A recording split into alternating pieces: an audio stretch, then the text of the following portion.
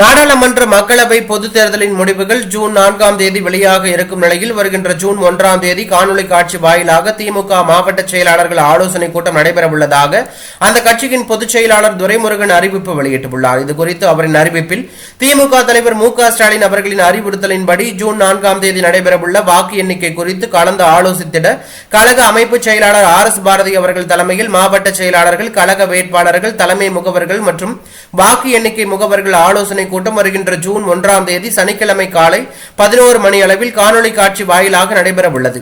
இந்த கூட்டத்தில் திமுக சட்டத்துறை செயலாளர் என்.ஆர். இளங்கோ எம்பி வாக்கு எண்ணிக்கையின் போது தலைமை முகவர்கள் மற்றும் வாக்கு எண்ணிக்கை முகவர்கள் கடைபிடிக்க வேண்டிய வழிமுறைகள் குறித்து ஆலோசனை வழங்குவார். அப்போது மாவட்ட கழக செயலாளர்கள், கழக வேட்பாளர்கள், தலைமை முகவர்கள் மற்றும் அனைவரும் தவறாமல் கலந்து கொள்ளும்படி கேட்டுக் கொள்ளப்படுகிறது என்று அதில் தெரிவிக்கப்பட்டுள்ளது. இதற்கிடையே இந்தியா கூட்டணியில் உள்ள தலைவர்கள் வருகின்ற 1ஆம் தேதி டெல்லியில் ஆலோசனை கூட்டம் நடத்த உள்ளார்கள். இந்த ஆலோசனை கூட்டத்தில் பிரதமர் வேட்பாளர், வாக்கு எண்ணிக்கை, தேர்தல் முடிவுகள் குறித்து விவாதிக்கப்படும் என்று தகவல் வெளியாகியுள்ளன.